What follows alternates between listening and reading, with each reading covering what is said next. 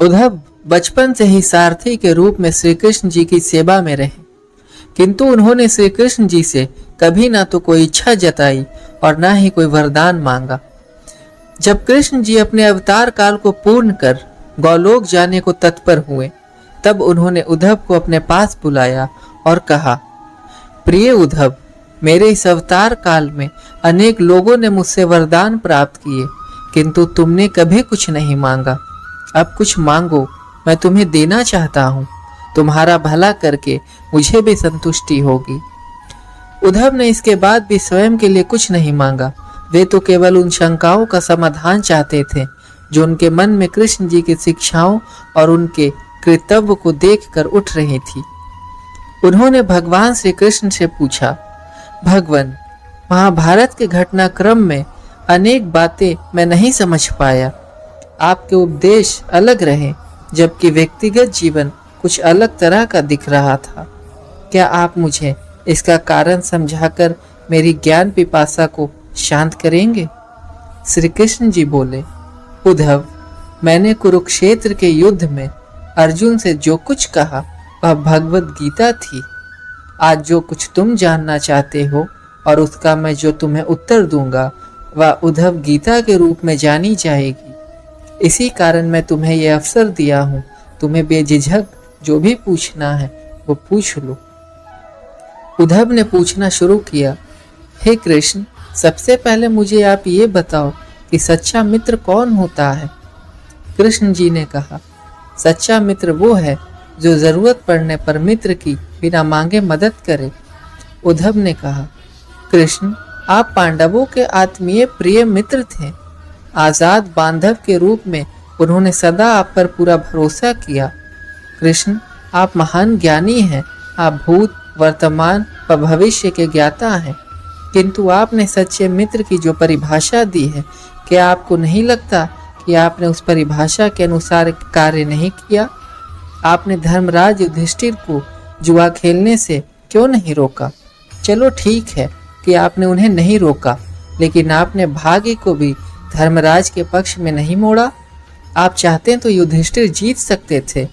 आप कम से कम उन्हें धन, राज्य और यहाँ तक कि खुद को हारने के बाद तो रोक सकते थे। उसके बाद जब उन्होंने अपने भाइयों के दाव पर लगाना शुरू किया, तब तो आप सभा कक्ष में पहुंच सकते थे। आपने वह भी नहीं किया। उसके बाद जब दुर्योधन ने पांडवों को सदैव अच्छी किस्मत वाला बताते हुए द्रौपदी को दाव पर लगाने को प्रेरित किया और जीतने पर हारा हुआ सब कुछ वापस करने देने को कहा, कम से कम तब तो आपको हस्तक्षेप कर देना चाहिए था। अपनी दिव्य शक्ति के द्वारा आप पासे धर्मराज के अनुकूल कर सकते थे। इसके स्थान पर आपने तब हस्तक्षेप किया जब द्रौपदी लगभग अपना शील खो रही थी। तब आपने उसे वस्त्र देकर द्रौपदी के शील को बचाने का दावा किया, लेकिन आप यह दावा भी कैसे कर सकते हैं? उसे एक आदमी घसीट कर हॉल में लाता है और इतने सारे लोगों के सामने निर्वस्त्र करने के लिए छोड़ देता है। एक महिला का शील क्या बचा? आपने क्या बचाया? अगर आपने संकट के समय में अपनों की मदद नहीं की तो आपको आपात बांधव कैसे कहा जा सकता है? बताइए, आपने संकट के समय में मदद की तो क्या फायदा? क्या यही धर्म है? इन प्रश्नों को पूछते पूछते उद्धव का गला रुंध गया और उनकी आंखों से आंसू बहने लगी। ये अकेले उद्धव के प्रश्न नहीं है। महाभारत पढ़ते समय हर एक के मनो मस्तिष्क में ये सवाल उठते हैं। उद्धव ने हम लोगों की ओर से श्री कृष्ण जी से ये प्रश्न किए। भगवान श्री कृष्ण मुस्कुराते हुए बोले, प्रिय उद्धव, ये सृष्टि का नियम है कि विवेकहीन ही जीतता है। उस समय दुर्योधन के पास विवेक था, धर्मराज के पास नहीं। यही कारण था कि धर्मराज पराजित हुए। उद्धव को हैरान परेशान देखकर कृष्ण जी आगे बोले, दुर्योधन के पास जुआ खेलने के लिए पैसा और धन तो बहुत था, लेकिन उसे पासों का खेल खेलना नहीं आता था। इसलिए उसने अपने मामा शकुनी का दूध कीड़ा में उपयोग किया। यही विवेक है। यही विवेक धर्मराज भी इसी प्रकार सोच सकते थे और अपने चचेरे भाई से पेशकश कर सकते थे कि उनकी तरफ से मैं खेलूंगा। जरा विचार करो कि अगर शकुनी और मैं खेलते तो कौन जीतता? पासे अंक उसके अनुसार आते या मेरे अनुसार? चलो इस बात को जाने दो। उन्होंने मुझे खेल में शामिल नहीं किया, इस बात के लिए उन्हें माफ किया जा सकता है, लेकिन उन्होंने विवेक शून्यता से एक और बड़ी गलती की, और वो ये, उन्होंने मुझसे प्रार्थना की कि मैं तब तक सभा कक्ष में न आऊं जब तक कि मुझे बुलाया ना जाए, क्योंकि वे अपने दुर्भाग्य से खेल मुझसे छुप कर खेलना चाहते थे। वे नहीं चाहते थे कि मुझे मालूम पड़े कि वे जुआ खेल रहे हैं। इस प्रकार उन्होंने मुझे अपनी प्रार्थना से बांध दिया। मुझे सभा कक्ष में आने की अनुमति नहीं थी।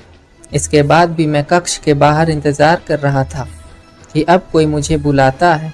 भीम, अर्जुन, नकुल और सहदेव सब मुझे भूल गए, बस अपने भाग्य और दुर्योधन को कोसते रहे।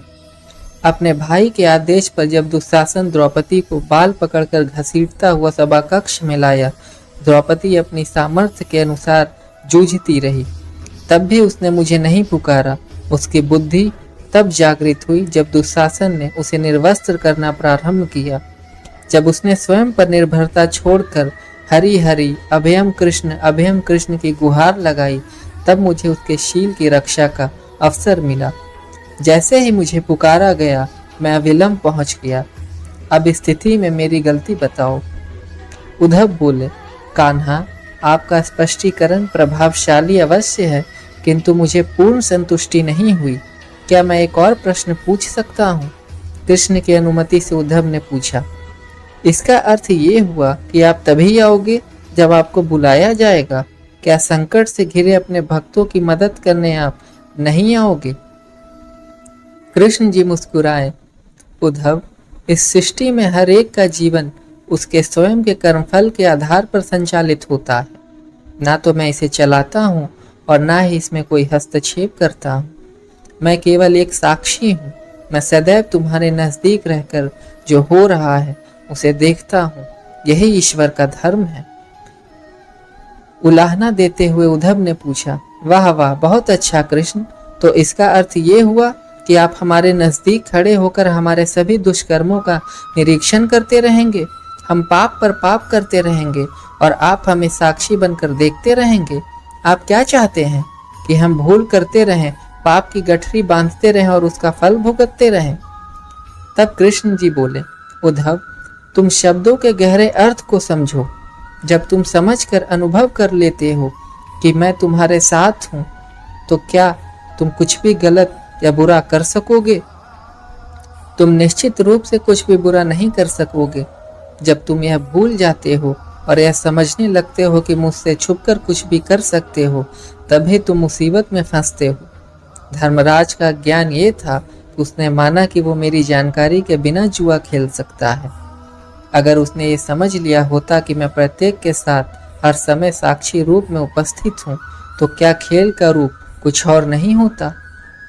भक्ति से अभिभूत उद्धव मंत्रमुग्ध हो गए और बोले, प्रभु, कितना गहरा दर्शन है। कितना महान सत्य। प्रार्थना और पूजा पाठ से ईश्वर को अपनी मदद के लिए बुलाना तो महज हमारी पर भावना है, मगर जैसे ही हम ये विश्वास शुरू करते हैं कि ईश्वर के बिना कोई पत्ता भी नहीं हिलता, तब हमें साक्षी के रूप में उनकी उपस्थिति महसूस होने लगती है। दोस्तों, संपूर्ण भगवत गीता श्री कृष्ण ने अर्जुन को इसी जीवन दर्शन का ज्ञान दिया है। सारथी का अर्थ है मार्गदर्शक।